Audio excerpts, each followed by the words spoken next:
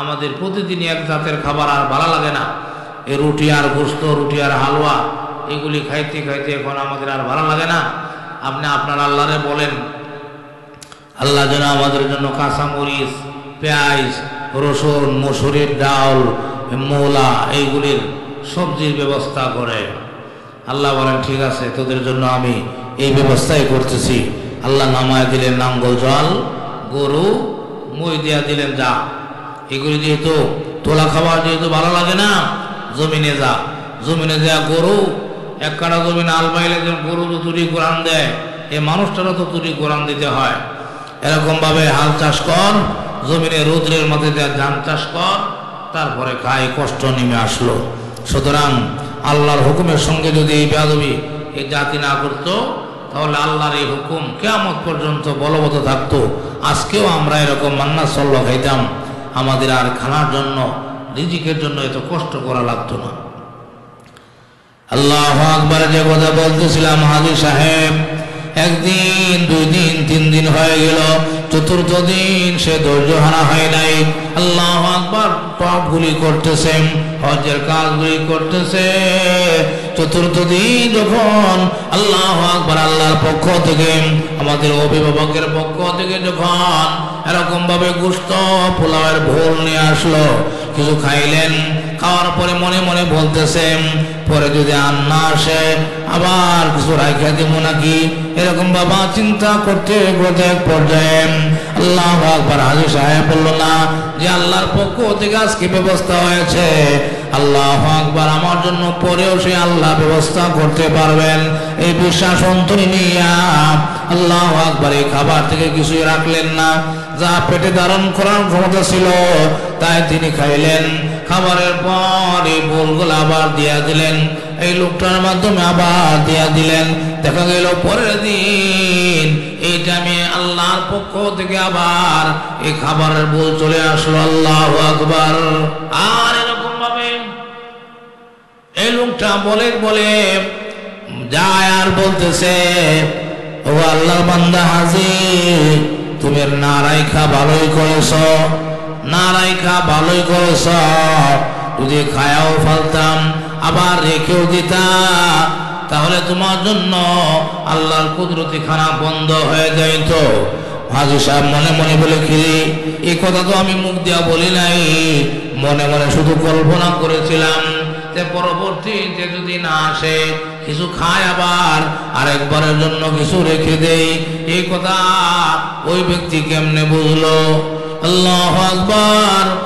যখন এই কথা ভেবেন যে আল্লাহ এখন খাবারের ব্যবস্থা করেছেন, পরেও তিনি করতে পারবেন, এই কথা ভেবে যখন রাখলেন না, ওই ব্যক্তি বলতেছে, বলে আর যায় যে না রাইখা ভালো করছো হাজী সাহেব, না রাইখা ভালো করছো। যদি রাইখা দিতা তাহলে কুদরতি খাবার বন্ধ হয়ে যাইত। এই জন্য সম্মানিত হাজির, কত অসুবিধা আমাদের জীবনে, কত অসুবিধার কোনো অভাব নাই।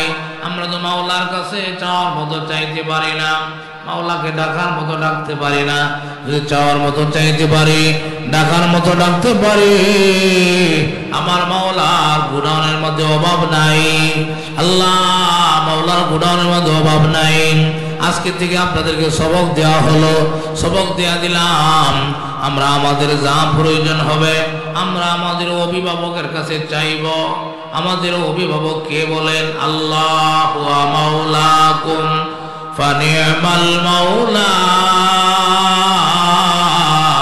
ওয়া নি'মান নাসির। আমাদের উত্তম মাওলা হচ্ছেন আল্লাহ, আমাদের উত্তম সাহায্যকারী হচ্ছেন আমার আল্লাহ। এই জন্য আমাদের যা কিছু প্রয়োজন হবে আমরা আল্লাহর কাছে চাইব, আল্লাহর কাছে পাইব। আমার আল্লাহ কিন্তু কারো মুখাপেক্ষী নন, আমার আল্লাহ স্বয়ং সম্পূর্ণ, আমার আল্লাহ স্বয়ং সম্পূর্ণ। আল্লাহু আকবার। কোন কিছুর প্রয়োজন হলে এমনটা কিন্তু আমার আল্লাহর জন্য না যে এখন নাই একটু পরে আসিও, এখন নাই বাংলাদেশ ব্যাংকের মধ্যে অনেক সময় অভাব পড়ে যায়, আপনি আপনার টাকা জমা রাখছেন, কিন্তু এরপরেও দেখা গেল আপনার টাকা আরেকজনে নিয়ে গেছে, আজকে টাকা ওঠানোর জন্য গেছেন, আল্লাহু আকবার, ম্যানেজার বলবে এখন ক্রাইসিস চলতেছে, আপনি কালকে আসেন, টাকা নাই। কিন্তু আমার আল্লাহর ব্যাংক, আমার আল্লাহর দরবার, আমার আল্লাহর গোডাউন কিন্তু খালি না। আল্লাহু আকবার। কিন্তু আমি চাওয়ার মধ্যে ভুল করি, চাওয়ার মতো চাইতে পারি না, দেখে দেরি হয়, বা পরীক্ষার জন্য দেরি হয়। এই জন্য আমরা আল্লাহর কাছে সবর এবং নামাজের মাধ্যমে চাইব। আল্লাহর বান্দার ঘরের মধ্যে খাবার নাই, নবীর সাহাবী আল্লাহ নবীর দরবারে যায় বলতেছেন, ইয়া রাসূলুল্লাহ, ইয়া হাবিবাল্লাহ, আজকে আমি 3 দিন যাবত খাবার খাইতে পারি না, আমার ঘরে খাবার নাই, আমার ঘরে এমন কোন জিনিস নাই দিবে বিক্রি করে, এরকম ভাবে আটা চাউলের ব্যবস্থা করব। আল্লাহ নবী বলেন, তোমার ঘরের মধ্যে কি আছে? আমার ঘরে কিছুই নাই, শুধুমাত্র একটা এরকম আটা পেশার জন্য একটা চাকা আছে, চাকি আছে, আর কিছুই নাই। আল্লাহ নবী বলেন, সাহাবী রে, তুমি সুন্দর করে ওযু করো এবং নামাজ পড়ো, তোমার আহলিয়াকেও বলো, তোমার ঘরওয়ালাকেও বলো, তোমার ঘরওয়ালাকেও বলো নামাজ পড়ার জন্য। আল্লাহ নবী সাহাবী নবীর কথা মেনে সুন্দর করে ওযু করলেন, নামাজ আদায় করলেন, বাড়িতে যা বললেন, বিবি তুমিও নামাজ পড়ো, আমিও মসজিদ থেকে নামাজ পড়ে আসি।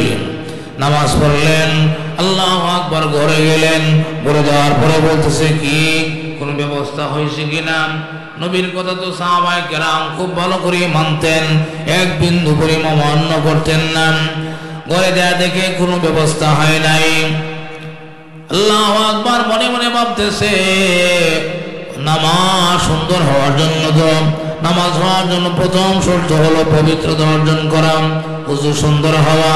আমার মনে হয় ওযুই হয় নাই, সুতরাং নামাজ তো হয়েছেই না। নামাজ যদি না হয় তাহলে আমার রিজিকের ব্যবস্থা কিভাবে হবে? এই কথা ভেবে আবার ও বিবিকে বললেন, বিবি তুমিও সুন্দর করে ওযু করো এবং ভালো করে নামাজ পড়ো। এবার সাহাবী আরো খুব ভালো করে ওযু করলেন, ওযু করে খুব সুন্দর করে দৃঢ়তার সাথে স্থিরতার সাথে নামাজ আদায় করলেন। আবার বাসায় গেলেন, বাসায় গিয়ে বলতেছে, বিবি রিজিকের কোনো ব্যবস্থা হয়েছে কিনা? বিবি বলে, না, কোনো ব্যবস্থা হয় নাই। এরপরেও ধৈর্য হারা হয় নাই। দ্বিতীয়বার ভাবতেছে, ওযু হইলে কি হবে? আমার নামাজের মধ্যে মনে হয় কোনো গন্ডগোল আছে, আমার মনে হয় নামাজই হয় নাই। বিবিকে বলতেছে, বিবি আবারও সুন্দর করে ওযু করো, খুব ভালো করে নামাজ আদায় করো, আমিও মসজিদ থেকে নামাজ পড়ে আসি।